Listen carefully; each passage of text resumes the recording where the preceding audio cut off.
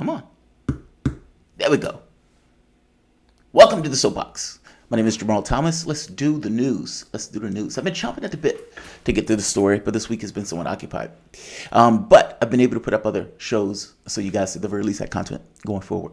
And I'm going to keep doing that as long as I'm allowed to. Interesting story coming out of Ukraine. Coming out of eastern Ukraine, actually. Do you remember, let's go back a few months. Mariupol.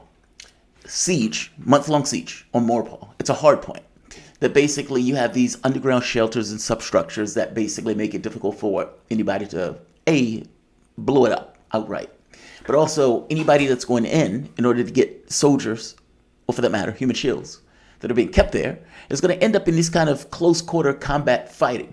So if you remember, at the point where everything else in Mariupol had basically been taken, and you were left with the Azov Steelworks, Putin said, look, don't waste Russian lives. Seal it up. Seal it up. They can starve. They can die of thirst. Seal it up. Eventually, after giving multiple quarters for people to basically leave, you find out that when people finally start to leave, because at the point where Putin says seal it up, well, you don't really need the human shields anymore. At that point, the human shields are just eating up your food and water or whatever you have remaining, not to mention waste material, et cetera, et cetera. So they let the human shields go. And the stories that the people were recounting, there was one in Der Spiegel that they literally got rid of because the woman wasn't carrying the exact line that they wanted. They kept me in here, we were stuck, etc., which is what I said at the time, because it didn't make any sense that you have a humanitarian corridor, that corridor is open, those people can leave, and yet they don't leave. What's keeping them there? They're being bombarded constantly, they're in the dark, they're running out of food, they're running out of water while they're there. And like the woman said, they didn't allow us to go. They didn't allow us to go, feigning concern for our safety. Well, those troops were captured. Those troops were imprisoned until POW camp. After all, you see a Nazi, kill a Nazi. Or, unless that Nazi surrenders, in which case you put chains on a Nazi and you took that Nazi away to a prison camp. All right. Now, the Western media reported this capture of all of these prisoners as evacuating them. And it's like evacuating them to a jail? Is that what you're saying? Like the wording that they were trying to use to describe this wanted to try to hide the fact that those people just got beat. And this was a large contingent of a military force at a hard point, and they just lost. They just lost. So those brave Nazis ends up in a prison camp. Now, the place that some of these guys are in is called Alenkova. Let's go with that. And this is in eastern Ukraine. That POW camp that houses, I think it said 193, basically hundreds of inmates. A big portion, or a large portion, being Azov Battalion, basically a neo-Nazi brand, gets hit with missile strikes. 53 people die, 75 people are wounded. But that's weird, right? You've bombed a place with your own people there? Meaning, for all of these weeks, we were the brave neo-Nazis holding the line against the Russians. I would imagine Winston Churchill and many of the other people that were living during that war spitting in their grave right now, hearing that. Nevertheless, people were wearing their shirts. People were shaking their hands. People were identifying with neo-Nazis because they're pushing back against the Russian hordes, I guess, in their minds. And yet, Kiev just bombed a prison camp using U.S. weapons to do so. Now, the Western papers are reporting this as a he said, she said. But they need to think about this a little bit more. The she said doesn't entirely make sense. What Russia is saying is they bombed a prison camp. They bombed a prison camp because they didn't want those people basically talking about the things that they were doing in Ukraine. Now, Ukraine says, well, Russia bombed their own prison camp. And then they sprinkled HIMARS parts around it because they were able to get many HIMARS parts because they've been blowing up HIMARS. Meaning you've been dumping this stuff into the country. That's embarrassing in and of itself, right? Your HIMARS have been getting blown up. And so they've been getting blown up to such a degree that Russia just had a ton of parts around where they can basically sprinkle on the ground in order to frame Ukraine. Is that what you're going with? It had to be a HIMARS because Ukraine didn't necessarily have anything in its inventory that can hit that far into the country. I guess my point here, though, is they're reporting it like it's a he said, she said. But the she said doesn't entirely make sense. I mean, think about what would need to take place. Think of the mechanics that would need to take place. So Russia and the Donbass republics are holding the neo-Nazis that they got from Azovstal, the steel plant. All right. I would imagine there would be guards. I would imagine there'd be people who are basically there, I don't know, just dealing with the day-to-day work of maintaining the facility. Not to mention security officials and everything else in order to keep those inmates as inmates. In order to make this work, that means that Russia would have had to bomb their own people being there, meaning their own personnel. They would have had to bomb the Donbass republics, basically the people who they started the war for. They would have had to say, okay, the number of people that die that is on our side is worth killing all of these other neo-Nazis and blaming Ukraine for it. Oh, yeah, and go sprinkle some crack on it or some HIMAR on it. That's what they're asking us to believe. It makes the other story is cleaner, just on its face. Do I know that as a flat fact? No, I don't know that as a flat fact. By the same token, I can't look and say, where do incentives fall in this? And yeah, it looks pretty dodgy for Russia to basically kill its own people in order to do what? There's not a better way to do that. Meaning it's not like all eyes are on that particular prison. Nobody even knew about this prison up until the point where something was said about it. I guess the point that I'm making here is, isn't there an easier way to snuff out people that you want to snuff out? Especially if you are in a military campaign and you have all the power and agency in the process over those people that are there. It seems overly dramatic and elaborate to take a missile system, fake a hit, and then on top of faking a hit, sprinkle HIMAR parts on it. That just seems ludicrous to me.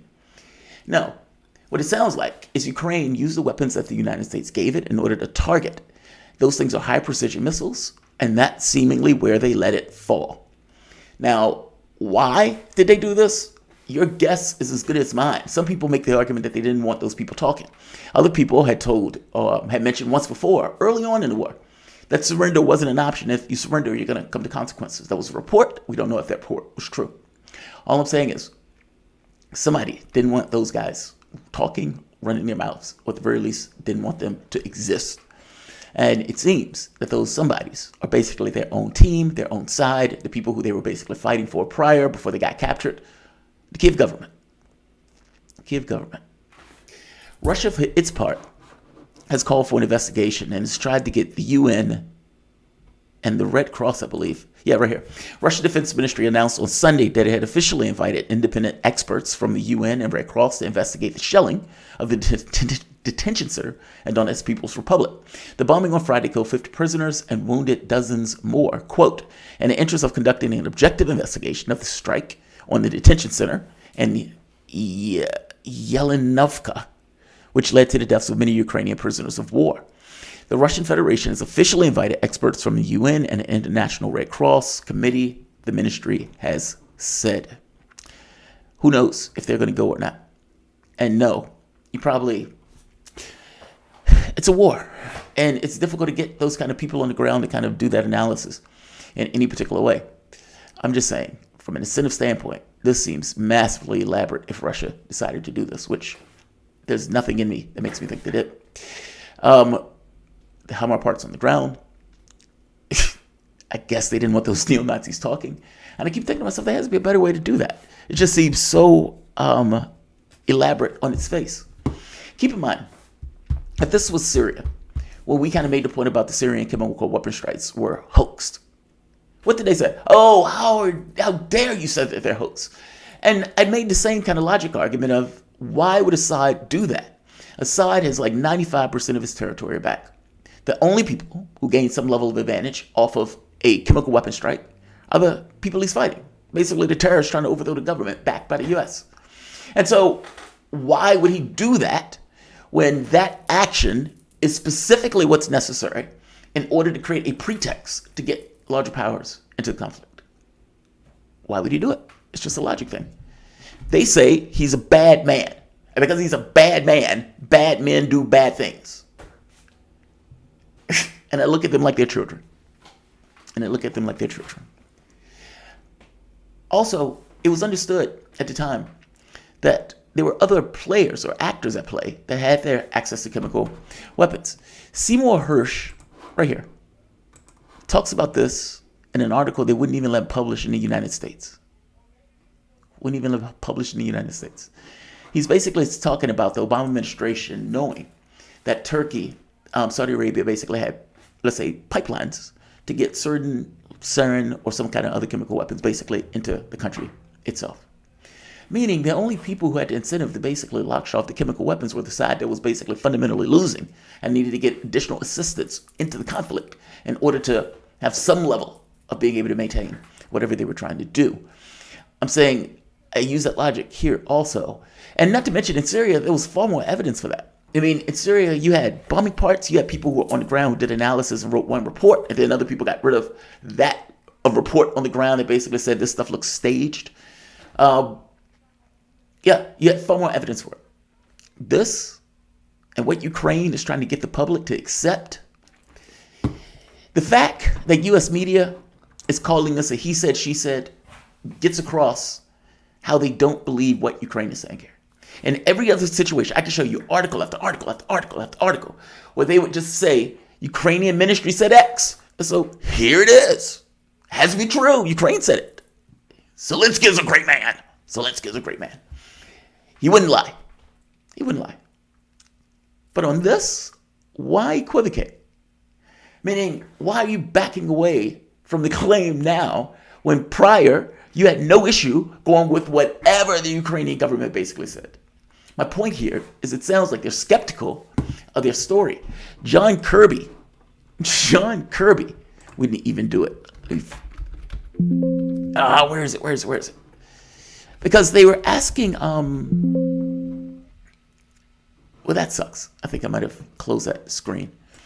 But John Kirby was like, we don't have enough evidence one way or the other to make a determination about what happened, et cetera, et cetera, et cetera. If they thought for 1 second, one brimming second, that that Russia did it, they would have said so. They would have definitely have said so. Even the U.S. is doubting their story when they basically ran everything that Ukraine has said prior. That's a cynical fucking thing to do, by the way. These people fought for your army. And then you turn around and basically bomb them while they're, watching TV and jerking off or something. I don't know what people do in prison camps. But I assume they have a lot of time on their hands. Death from above. From your own side. I guess the question is, are we going to get an independent investigation? This is the building right here. This is the detention center.